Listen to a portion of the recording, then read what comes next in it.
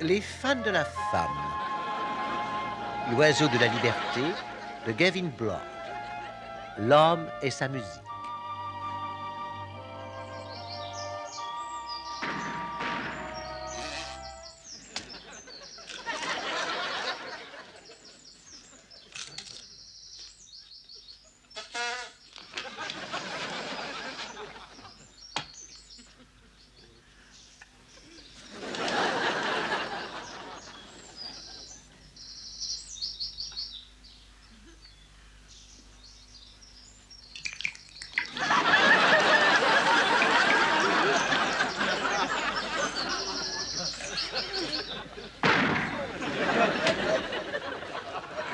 En 1906, George Henry Blood travaillait au castel de Lord Denbigh comme valet de pied, homme de main et bon à rien faire.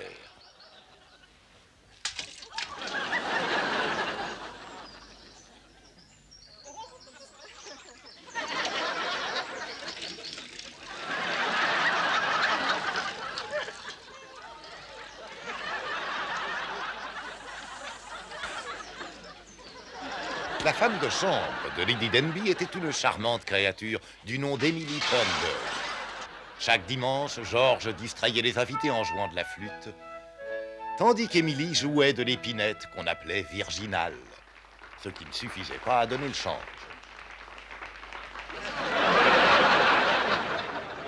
Aussi ne fut-ce une surprise pour personne quand, le 15 septembre 1907, ils s'unirent pour le meilleur et pour l'Empire britannique. Ils passèrent leur lune de miel à Ruche-sur-Mer.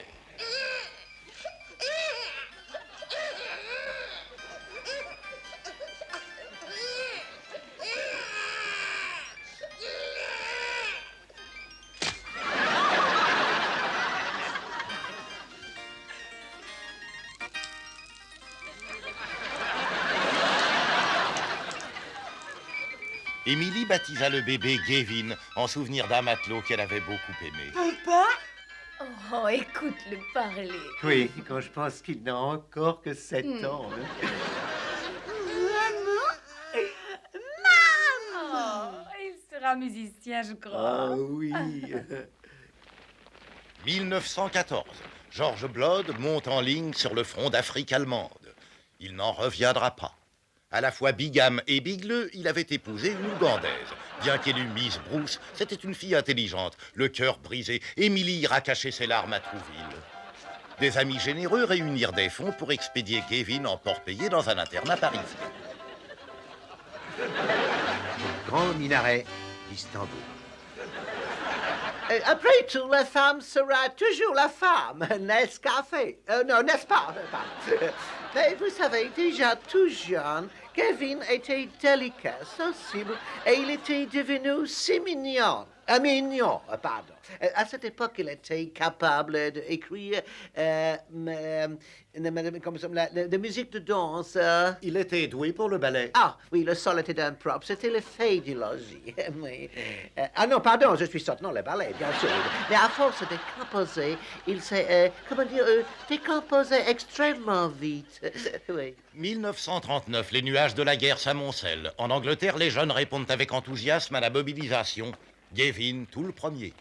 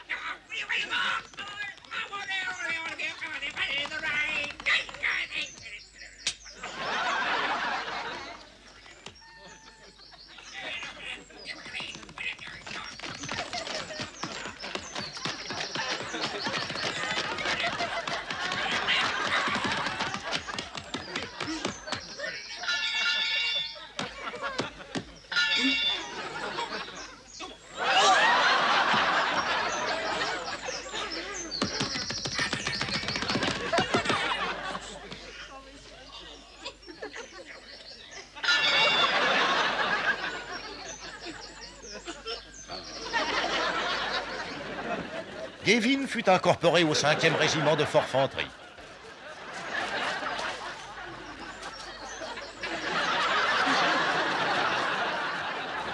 Dans les ports, les soldats s'embarquaient pour le front. À quai, les gens chantaient, applaudissaient, dansaient, parce qu'eux ne partaient pas.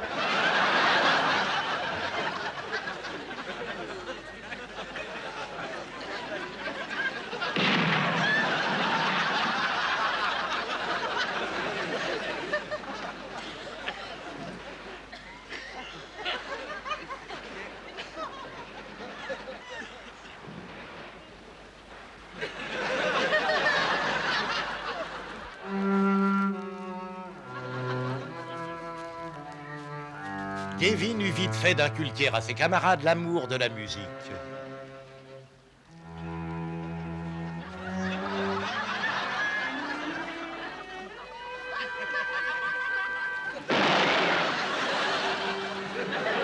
Gavin déployait tous ses efforts pour le théâtre aux armées.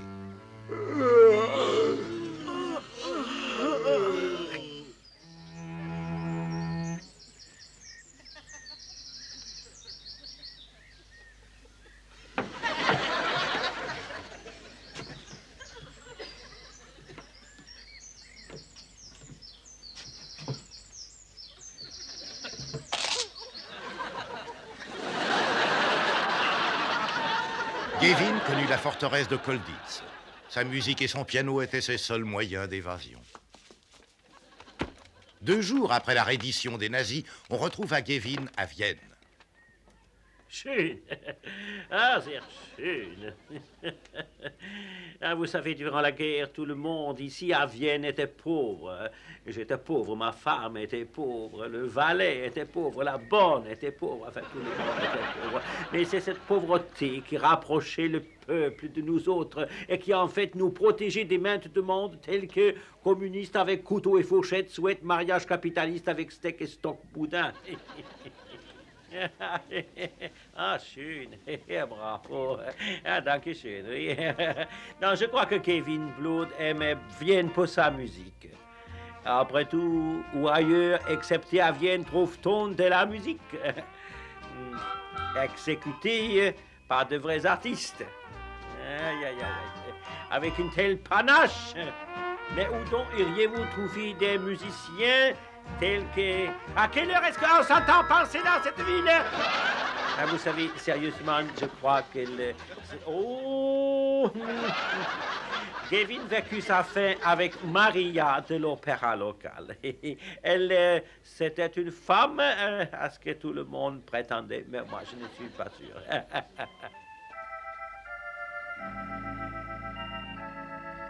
Donc, en 1949, Gavin tomba amoureux d'une chanteuse d'opéra, Maria Callas, dont le vibrato le faisait vibrer.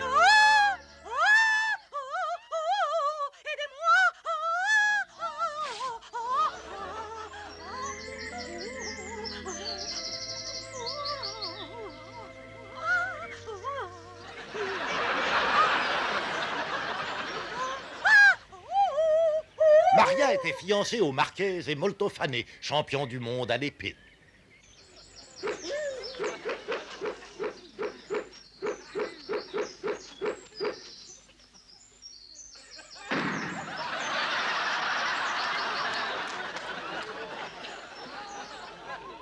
Ils se marièrent le 15 mars 1950.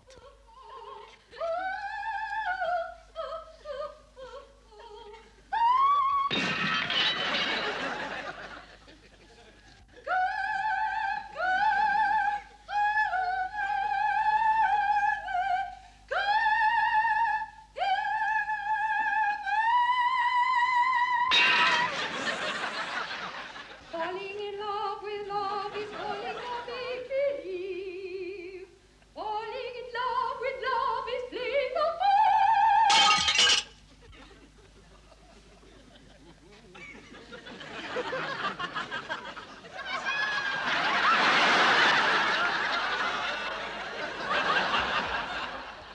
et divorcèrent 3 jours plus tard. Désenchanté comme une flûte, Gavin retourna en Angleterre. J'étais un merveilleux monsieur, mais vraiment merveilleux pianiste aussi, parce qu'il jouait n'importe quelle sérénade de Schubert, la perceuse de Chosselin ou l'ouverture de Carmine, avec un art, un pouvoir de séduction et de sentiment qui n'aurait pas cassé trop un canard. Fallait l'entendre jouer de son piano. On passait des nuits dans un pub avec lui sans se rendre compte qu'il n'avait jamais le moindre penny. Jamais je l'ai vu payer quelque chose à quelqu'un. Il disait toujours je bois à mes deux plus adorés compositeurs. Mozart et Liszt. Ah non, c'était Cognac et Chopin. Et il écrivait, enfin, ce qu'il appelait l'électronique musique, oui, c'était pour le gala mensuel qui avait lieu au bénéfice des banquiers dans la Gêne. Ils ont dû être contents. Oh, ils n'ont jamais fait les frais. L'avènement de la pop musique fut le commencement de la fin pour ce génie de la musique.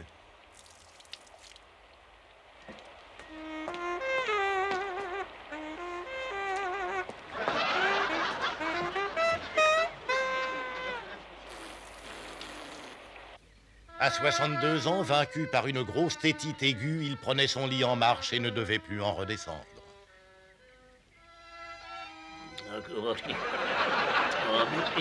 Est-ce que le vicaire est parti? Non, et ce n'était pas le vicaire, c'était le docteur.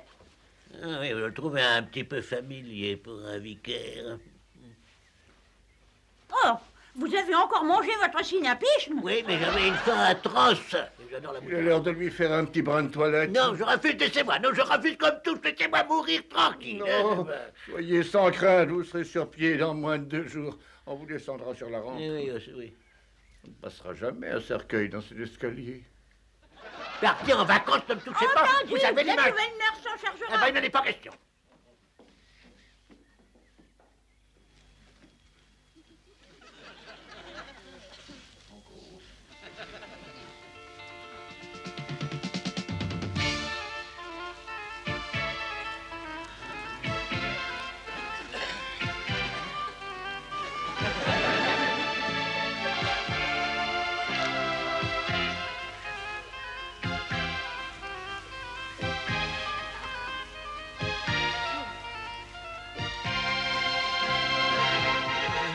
C'est ainsi que le 12 mai 1974, Gavin Blood mourait d'un transport en commun.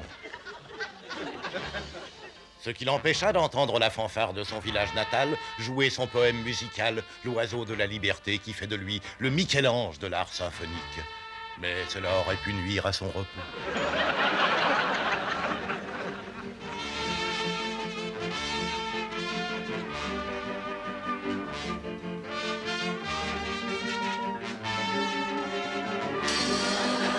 Ouais, mais il faut me le retrouver ce mot fin en français, hein.